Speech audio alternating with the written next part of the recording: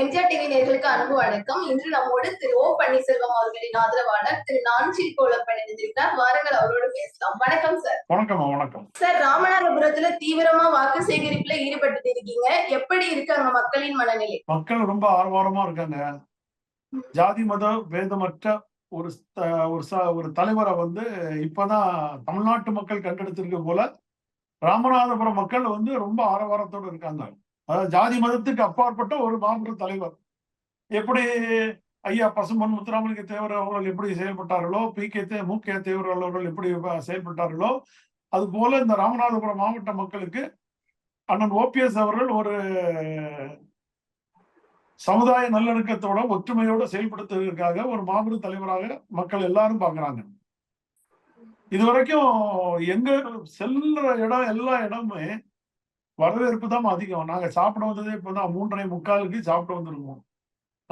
அண்ணா மாடியில ரசிச்சு கொஞ்சம் முகம்லாம் இது பண்ண போறாரு. நாங்க கீழே உட்கார்ந்துருந்து உங்களுக்கு பேட்டி தரோம். அதாவது பாத்துருங்க, சாப்பிட்ற டைமே அவ்வளவுதான். 4 மணி அந்த மாதிரி வரோம். இனி நைட்டு 1 மணி வரைக்கும் மைக்கு 10 மணிக்கு ஆஃப் பண்ணா கூட நடு இரவு 1 மணி 2 மணி வரைக்கும் மக்கள் அப்படி ஆங்காங்கே நிக்கிறாங்க. இதெல்லாம் நான் பார்க்கும்போது ஒரு காலத்துல சின்ன வயசுல புரட்சி தலைவர் எம்ஜிஆர் வர்றதுக்காக ராத்திரி 1 மணி 2 மணிக்கு நாங்க காத்திருப்போம் ஊர்ல. அது போல அடுத்த அதே மாதிரி புரட்சி தலைவர் அம்மா வராங்கன்னு சொல்லும் போது காத்துட்டு இருந்திருக்கோம்.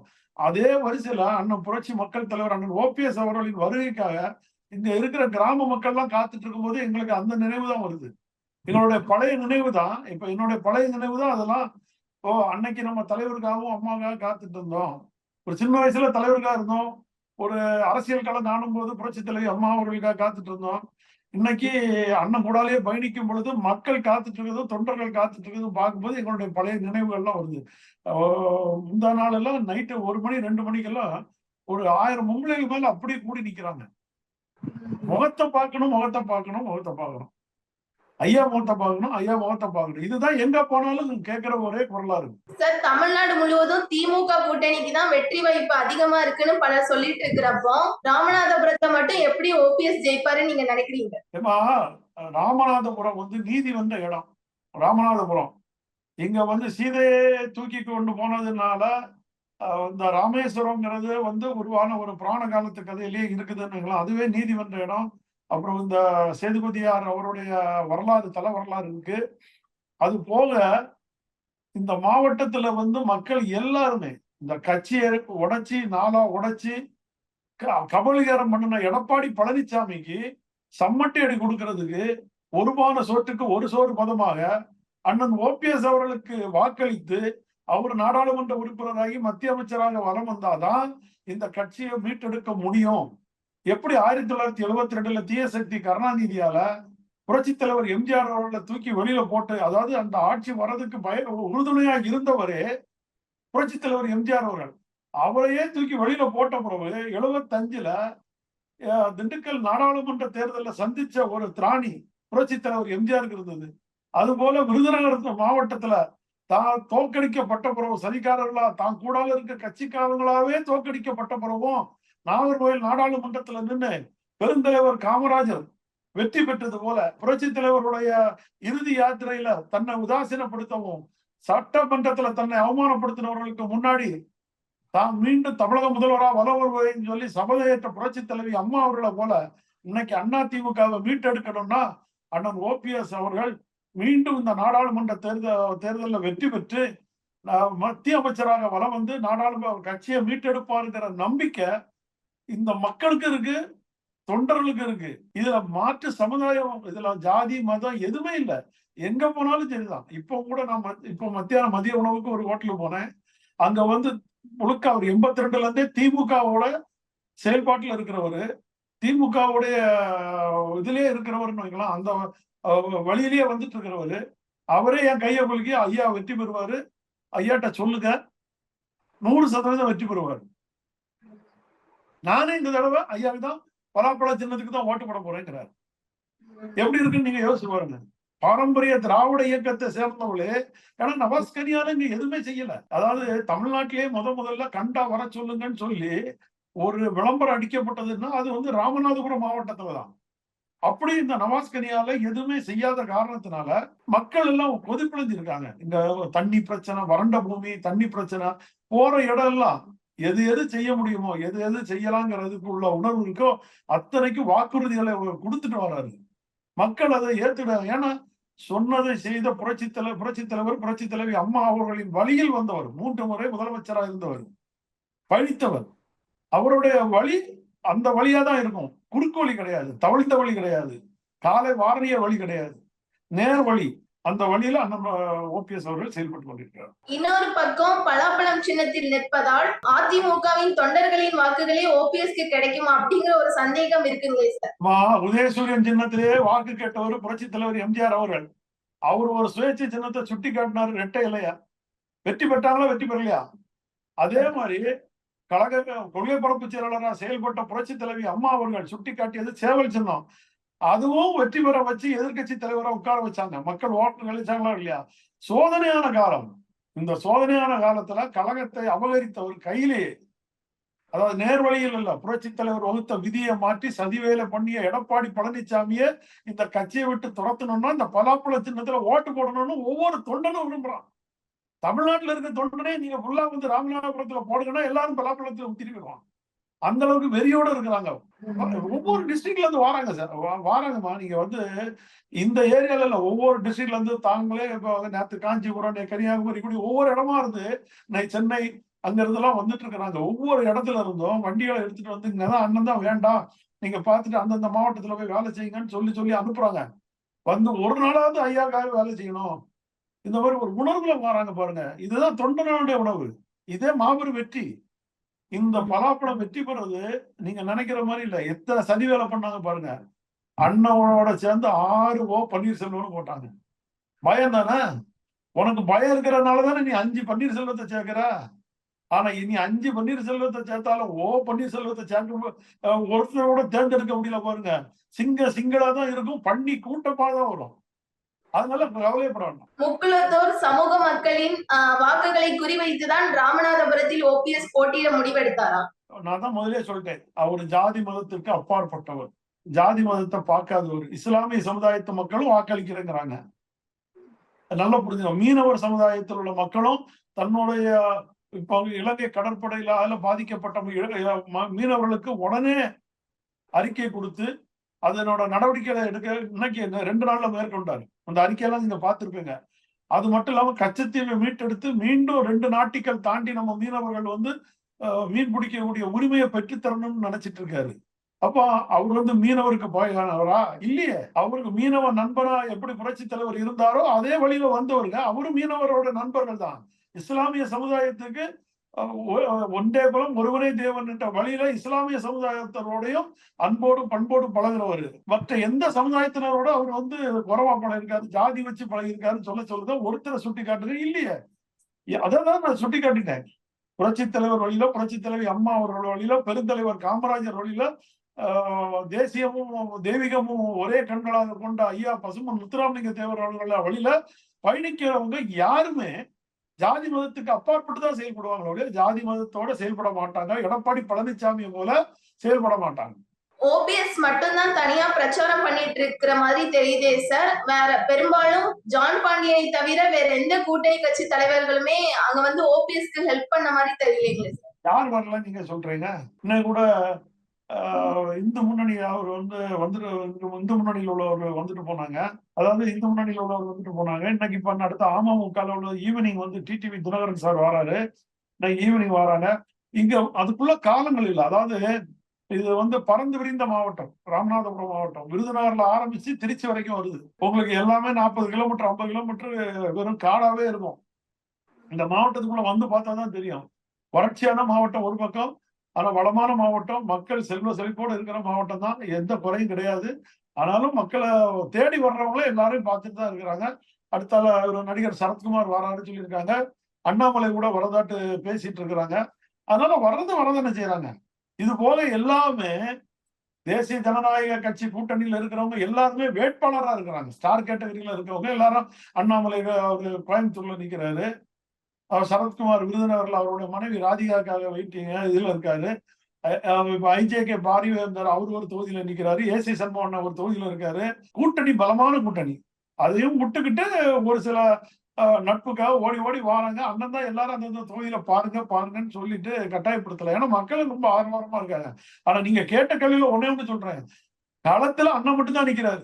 மத்த திமுகவோ வேற எந்த அண்ணா திமுகவோ அந்த அண்ணா திமுக பேர்ல வச்சிருக்க எடப்பாடி பழனிசாமியோட குழுக்களோ வேற நாம் தமிழர் கட்சியோ எதுவுமே காணல. களத்துல அண்ணன் மட்டும் தான் நிக்காரு. அது நீங்க சொன்னது கரெக்ட் தான். நான் ராமநாதபுரத்தை எங்க சுத்தி சுத்தி பார்த்தாலும் பலாப்பழம் தான் இருக்க ஒழிய மற்ற கட்சிகள் ஒண்ணும் தெரியல. கண்ணு கெட்டி தூரம் வரை இப்பவுமே காணல. ஜூன் 4ஆம் தேதி பிறகுதான் காணாதுன்னு நினைச்சோம். ஆனா இப்பவுமே காணல.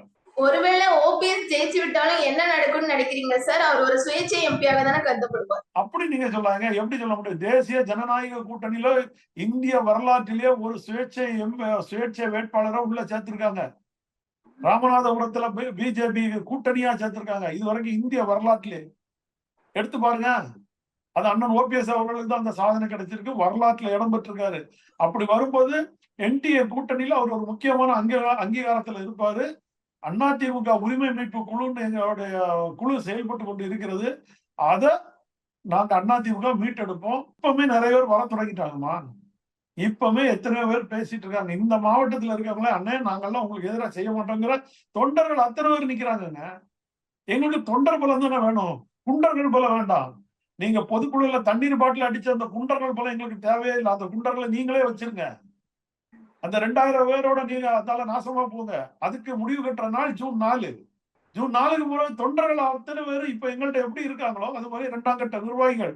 இன்னைக்கு நீங்க திமுகவோட பி டீமா தானே இன்னைக்கு பழனிசாமி செயல்பட்டு இருக்காருங்கிறது அடிமட்ட தொண்டனுக்கு தெரியுதா தெரியலையா? எந்த மாவட்டத்துல வேணாலும் நீங்க கேளுங்க. ஒரு இவர்கிட்ட இருக்க நிர்வாகிகளோ இல்லைன்னா எல்லா ராஜ்யசபா எம்பிக்கு 15 பேர் 20 பேர் போட்டி போட்டாங்க. எனக்கு நாங்க இதே முதுகுளத்தூரை சேர்ந்த முனியசாமி அவருடைய மனைவிக்கு, அப்புறம் ராஜசத்தியன் பையன் ராஜசத்தியன், இப்படி வரிசையா சொல்லுவேன். முக்குளத்தோர் சமுதாயத்தை சேர்ந்தவங்களே. ராமநாதபுரத்துல ஒரு ஒன்றிய செயலாளராக இருந்தா அண்ணன் தர்மர் அவர்களுக்கு தான் கொடுத்தாரு. அண்ணன் ஒரு தொண்டனுக்கு தான் கொடுத்தாரு. அதே ராமநாதபுரத்துல எங்க விதைச்சாரோ அங்கேயே திரும்பி இவர் முளைக்கிறார் பாருங்க. அதுதான் வரலாறு, அதுதான் சரித்திரம். இந்த நாடாளுமன்ற தேர்தல் வெற்றியின் மூலம் அதிமுகவை கைப்பற்றி விடலாம்னு நினைக்கிறீங்களா சார்? 100%. அதிமுகவை கைப்பற்றுவதில்லை, கைவர்களை விரட்டி அடிப்பதுதான் வேலை. அதிமுக என்னைக்கு என்ற சொத்து. இது எங்களுக்கு புரட்சி தலைவர் எம்ஜிஆர் 80% தொண்டர்களை கொண்ட கட்சி என்கிற உயிர் இருக்கு. அந்த உயிரை யாராலையும் மாற்ற முடியாது. எந்த தலைவனும் தான் கட்சியை தொடங்கிட்டு தன்னுடைய சொத்துக்கு கூடாத ஒரு கட்சி எழுதி வச்சு சரித்திரத்துல கிடையாது. ஆனா அதிமுக தலைவர் நிறுவனர் புரட்சி தலைவர் டாக்டர் எம்ஜிஆர் அவர்கள் எழுதி வச்சது தன்னுடைய சொத்துக்களுக்கு உட்பட்ட இதுலயே அதிமுகவை பத்தி எழுதி அந்த அதிமுகல 80% தொண்டர்கள் கொண்டதுதான் கட்சி. நான் ஒண்ணு கேட்கிறேன்மா, நாங்க இன்னைக்கு அண்ணன் இன்னைக்கு களத்துல இறங்கி நிக்கிறாரு, மக்களை சந்திக்கிறாரு. பெரிய விஷயம் பறிச்சதான் இல்லைன்னு நாங்க மறுக்க முடியாது. இதே எடப்பாடி பழனிசாமியால செய்யறதுக்கு திராணி இருக்கா, தெம்பு இருக்கா? ஒரு கட்சி தேர்தல் நடத்துறதுக்கு அந்த ஆளுக்கு தெம்பு திராணி இல்லாதவர் தானே. கட்சி தேர்தலை நடத்துவோம்னு சொல்லியிருந்தா இன்னைக்கு இவ்வளவு குழப்பம் உண்டா? இத்தனை நீதிமன்றம் போயிருக்கலாமா? நீ பொதுச்செயலாளருக்கு ஆசைப்படுற, நாங்க பொதுச்செயலாளர் அம்மாவை நியமிச்சிட்டோம்.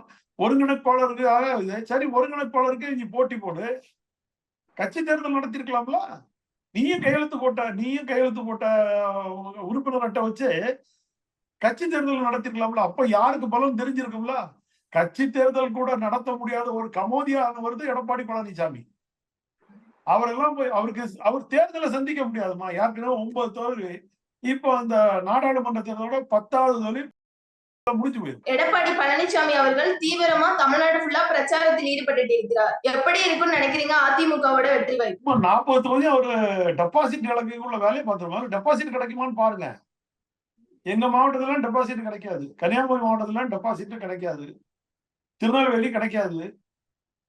இப்பவே சொல்றேன், வரிசையா சொல்லிட்டு வரலாம் எந்தெந்த மாவட்டம் கிடைக்கும் கிடைக்காதுங்கிறத இப்பவே லிஸ்ட் போட்டுடலாம். எத்தனை இடத்துல 3வது இடத்துக்கு போகுது, எத்தனை இடத்துல 4வது இடத்துக்கு போகுது, எத்தனை இடத்துக்கு நோட்டாக்கு கீழே போகுதுன்னு பாருங்க.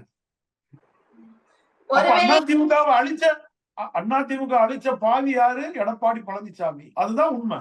தமிழ்நாட்டு மக்களுக்கும் அதிமுக தொண்டனுக்கு இதயத்துல பலமான ஒரு பச்சை முத்துற மாதிரி வரணும்னா எடப்பாடி பழனிசாமியால இந்த கட்சி அழிஞ்சு போச்சு, தன்னோட ஆணவத்தால இந்த கட்சியை பிரிச்சு போட்டாப்ல அதுங்கிற ஒரு சூழ்நிலை உருவாகும். ஒருவேளை அதிமுகவுக்கு மிகப்பெரிய தோல்வி கிடைச்சா அது எடப்பாடி பழனிசாமி அவர்களின் தலைமைக்கே மிகப்பெரிய ஆபத்தா முடியுமா சார்? 100%. அதுதான் நம்ம நான் சொல்றேன். தொண்டர்கள் எல்லாம் விரட்டி அடிப்பா. எடப்பாடி பழனிசாமி நீ இந்த கட்சியை விட்டு வெளியில போ, இந்த கட்சிக்கு நீ சம்பந்தம் இல்ல, ரெட்டையிலே நீ பிடிக்க தகுதியற்றவன், அதிமுக கொடியை பிடிக்க நீ தகுதியற்றவன் சொல்லி ஒவ்வொரு கடைக்கோடி தொண்டனும் புரட்சி குரல் எழுப்புவாங்க. அந்த புரட்சி வெடிக்கும். அதுதான் புரட்சி தலைவர் எம்ஜிஆர் மதுரை விட்ட சுந்தரபாண்டியன் தாயகத்தின் சுதந்திரமே எங்கள் கொள்கைன்னு அந்த புரட்சி, அவர் புரட்சி புலவரா அந்த படத்துல நடிச்சு எப்படி புரட்சியை கொடுத்து நாட்டை மீட்டெடுத்தாரோ அதே போல மதுரை விட்ட சுந்தரபாண்டியன்ல பண்ணியிருப்பார். அந்த படத்தோட கதையை போல இன்னைக்கு அண்ணன் ஒரு பாண்டியனாட்டு சேர சோழ பாண்டிய வம்சத்துல வந்த அண்ணன் ஓபிஎஸ் அவர்கள் இந்த ராமநாதபுரம் மாவட்டத்துல ஜெயிச்சு வெற்றி பெற்று இந்த எடப்பாடி பழனிசாமி விரட்டி அடிக்கிறதா எங்களுடைய குறிக்கோள். எங்களுக்கு வேற தொண்டர்கள் எல்லாமே எங்களோட ரத்தத்தின் ரத்தங்கள், அதை நாங்க யாருமே செய்ய முடியாது. தொண்டர்கள் சந்தர்ப்ப சூழ்நிலையாக நம்மளுக்கு தலைமை கிடைக்காம நிக்கிறாங்க. அதனால தொண்டர்கள் நாங்க யாரையுமே கூட சொல்லல.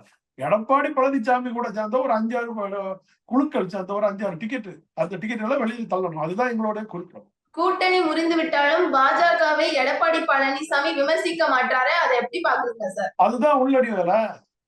அவர் திமுக கைக்கூலியா இப்ப இருக்காருமா. நீங்க நல்லா புரிஞ்சுங்க. திமுகவோட பி டீம் சிறுபான்மையினர் ஓட்டை நான் பிரிச்சு தரேன்னு சொல்லியிருப்பாரு. இந்த பக்கம் என்ன சொல்லுவாரு, ஆனா நான் சிறுபான்மையினர் ஓட்டை பிரிக்கிறதுனால பிஜேபி நீங்க ஜெயிச்சிருவீங்கன்னா நான் அதனால பின்னாடின்னு சொல்லிட்டு நாளைக்கு அவர் காலில் வந்து விழுந்துருவாரு. அதுதானே உதயநிதி எல்லா போட்டோவும் எடுத்து காட்டிட்டு இருக்காரு. இவர் யாரு, தவழ்ந்தசாமி தெரியுதான்னு சொல்லி ஊர் உலகம் எல்லாம் காட்டிட்டு இருக்காரு. இவர் அவருடைய அவர் இவரை பல்ல காட்டுறாரு, இவரை ஒரு சிரிக்கிறத காட்டுறாரு, இப்படிதானே காட்டிட்டு இருக்காங்க. வேற என்ன பேசுறாங்க? திமுக பத்தி என்ன பேசுறாரு, இல்ல பிஜேபி பத்தி என்ன பேசுறாரு? இப்ப நேத்து மதுரையில வந்து சொன்னாரு, பாட்டாளி மக்கள் கட்சி வந்து ஒவ்வொரு இடத்துக்கும் மாறி மாறி போயிட்டாங்க, கொள்கை கிடையாதுன்னு. அப்படி சொல்லும் போதே பக்கத்துல டாக்டர் சரவணன் ஒரு வேட்பாளரை நிப்பாட்டி வச்சுட்டு பேசுறாரு. அவர் 10 கட்சி மாறி வந்தவர். அந்த வேட்பாளரே 10 கட்சி மாறி வந்தவர். அது சொல்றது கூட துப்பு இல்ல. பக்கத்துல வச்சிருக்க வேட்பாளர் யாரு? 10 கட்சி திமுக ஒவ்வொரு கட்சியா மாறி இன்னைக்கு ரெட்டைலை சின்னத்தை பிடிக்கிறாங்க. அந்த ரெட்டைலை சின்னம் எப்படி ஆர்கே நகர்ல புரட்சி தலைவி அம்மாவை எடுத்து கேஸ் வழக்கு போட்டவர். நீங்க நல்லா புரிஞ்சுங்க. ரெட்டைலை எடுத்து வழக்கு போட்டவர் கையில ரெட்டைலை சின்னத்துல அவர் போட்டி விடுவாராம். அதுக்கு எடப்பாடி பழனிசாமி சிம்லா முத்துச்சோழன் ஒருத்தர் வேட்பாளர் நிப்பாட்டாங்க, அம்மாவை எடுத்து நிப்பாட்டாங்க. ரெட்டையில அதே மாதிரி இப்ப எங்க ஊர்ல பசரியான் திமுக இருந்து வந்தவன், அவனுக்கு ரெட்டையில சின்னமா. எப்படி ரெட்டையில சின்னம் ஜெயிக்கும்? அந்த சின்னத்துக்கு ஒரு உயிர் உண்டா இல்லையா? அந்த உயிர் இருக்கும், அது பார்க்கத்தானே செய்யும். எடப்பாடி பழனிசாமி ஆணவத்தால எல்லாத்தையும் மறைச்சாலும் அந்த நீதியை மறைக்க முடியாது, உண்மை மறைக்க முடியாது. ஒரு தொண்டனும் பசலியான் வந்து ரெட்டையிலே பிடிக்கலாம், டாக்டர் சரவணன் ரெட்டையிலே பிடிக்கலாம், சிம்லா முத்துச்சோழன் ரெட்டையிலே பிடிக்கலாம், ராயபுரம் மனோ ரெட்டையிலே பிடிக்கலாம். ஆனா இந்த கட்சியை காப்பாத்தி 3 வருஷம் முதல்வரா இருந்தா அண்ணன் ஓபிஎஸ் அவர்கள் ரெட்டையிலே பிடிக்க கூடாதா? என்னமா நியாயம்? இந்த நியாயத்துக்கு நீதியும் கேட்டுதான் புரட்சியாக கிளம்பியிருக்கோம். கூடிய விரைவில் ஜூன் 4ஆம் தேதி மாபெரும் வெற்றியோடு மக்களை சந்திப்பார், தொண்டர்களை சந்திப்பார், கழகத்தை மீட்டெடுப்பார் அண்ணன் ஓபிஎஸ் அவர்கள். Thank you sir. எங்களோடு இணைந்திருந்து உங்கள் கருத்துக்களை பகிர்ந்ததற்கு நன்றி. நன்றி, வணக்கம்.